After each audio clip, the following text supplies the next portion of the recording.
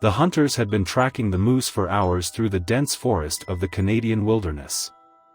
The snow had been falling relentlessly all day, and the wind had picked up, making it difficult to see and hear anything beyond a few yards.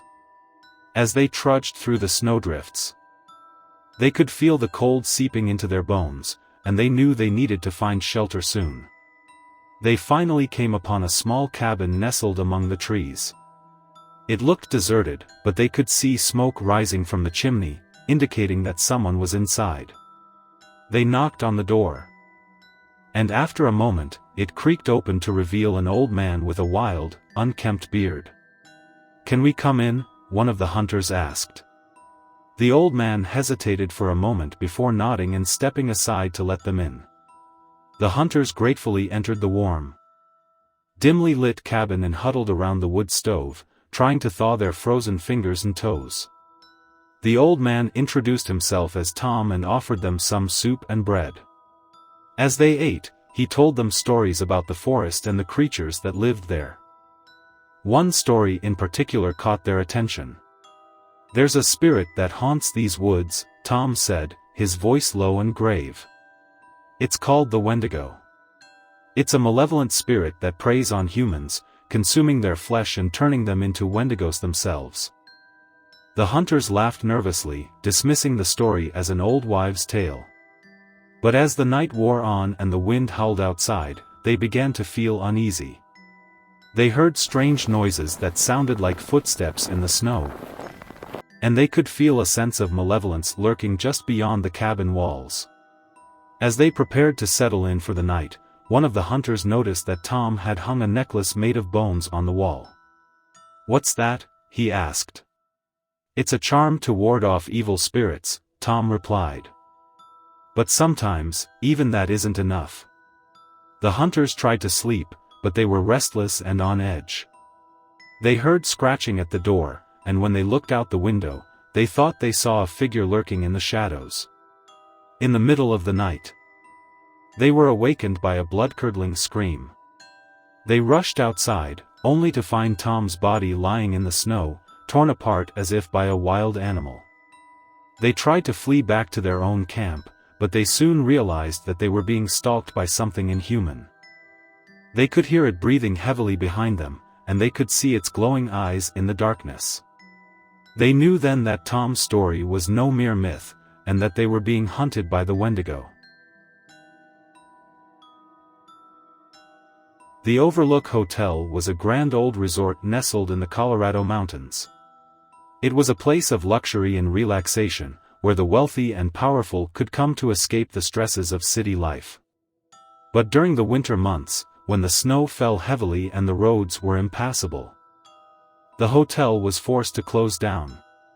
Jack Torrance, an aspiring writer and recovering alcoholic, jumped at the chance to be the hotel's caretaker during the winter months. It was the perfect opportunity, he thought, to focus on his writing and spend some quality time with his wife and son. But the isolation and loneliness of the hotel soon began to take their toll. The snow fell heavily, covering the windows and doors, and Jack found himself struggling to stay sane. He began to have vivid, disturbing dreams of the hotel's past. And he could hear voices whispering to him from the empty halls. As the days went by, Jack's behavior became increasingly erratic. He would fly into fits of rage over the smallest things, and he began to feel a malevolent presence lurking just beyond his field of vision. One night, as the snow fell heavily outside, Jack's wife Wendy heard him screaming incoherently from their bedroom. She rushed in to find him standing over their son, Danny, with a look of madness in his eyes. "What are you doing?" she cried. "He's not real," Jack muttered. "He's just a figment of my imagination." Wendy knew then that they needed to leave the hotel, but the snow had piled up too high, and the roads were completely blocked. They were trapped, with no way out. As the days went by, the hotel's malevolent presence grew stronger. And the family became more and more isolated. Jack's madness reached a fever pitch, and he began to see visions of the hotel's past inhabitants, all of whom had met gruesome ends. Finally, one night, as the snow fell heavily outside, Jack snapped completely. He chased Wendy and Danny through the hotel, brandishing an axe and screaming about how needed to correct them. They fled through the maze-like corridors, pursued by Jack's crazed laughter and the sound of his axe striking the walls. They eventually found themselves trapped in the hotel's massive hedge maze. The snow had piled up so high that they were completely surrounded, with no way out. Jack closed in on them, his axe raised high. But just as he was about to strike, Danny unleashed a psychic power that he had been hiding all along. He projected an image of himself into Jack's mind, causing him to momentarily freeze in confusion. Wendy and Danny used this moment to escape, fleeing out of the maze and into the snowstorm beyond. They were eventually rescued by a search party, but Jack was never seen again. The Overlook Hotel remained closed for years, a place of darkness and terror that no one dared to visit. The snow continued to fall, covering the abandoned building and erasing all traces of the horror that had taken place within its walls. The town of Barrow, Alaska was a remote outpost on the edge of civilization. It was a place of darkness and isolation, where the sun disappeared for 30 days straight during the winter months. As the snow began to fall and the temperature dropped, the townspeople hunkered down, preparing for the long, cold winter ahead. But they were not alone. A pack of vampires had descended upon the town, drawn by the long night and the abundance of helpless victims. They began to prowl the streets at night, picking off the townspeople one by one. The snow made it difficult for the residents to see or hear the vampires coming, and they were caught off guard when the attacks began. They soon realized that they were facing an enemy that was nearly invincible, able to shrug off bullets and move with lightning speed. The townspeople tried to fight back, but they were outnumbered and outmatched. The vampires seemed to be everywhere at once, attacking from the shadows and slipping away into the snowdrifts before anyone could catch them. As the days wore on, the situation grew more and more desperate. The townspeople barricaded themselves in their homes, hoping to ride out the storm until help arrived. But the vampires were patient. They waited until the town was at its weakest, then launched a final, devastating assault. The snow was stained red with blood as the townspeople fought for their lives, but in the end, it was all for naught. When the sun finally rose on Barrow, it revealed a town that had been completely decimated. The snow was littered with the bodies of the dead, and the few survivors huddled together in terror, waiting for the next attack.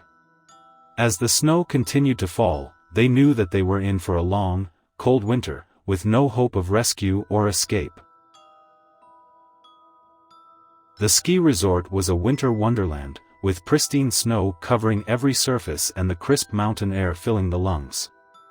3 friends, Alex, Emily, and Jake, had come to the resort to enjoy a weekend of skiing and snowboarding. On their last day, they decided to take one last run down the mountain before heading home. But as they rode the chairlift up to the top, the wind began to pick up, and the snow started to fall more heavily.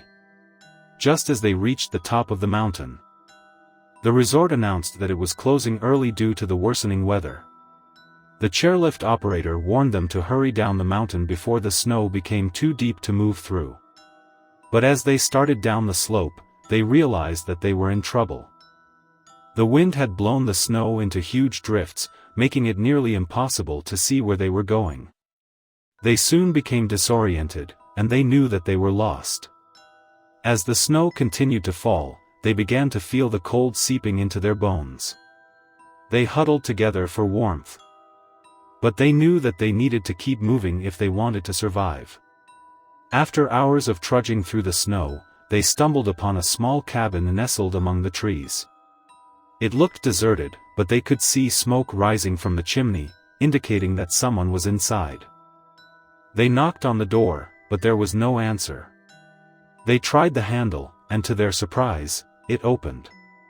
They stepped inside, grateful for the warmth and shelter from the storm. But as they settled in for the night, they began to notice strange things about the cabin. The furniture was old and worn, and there were strange symbols etched into the walls.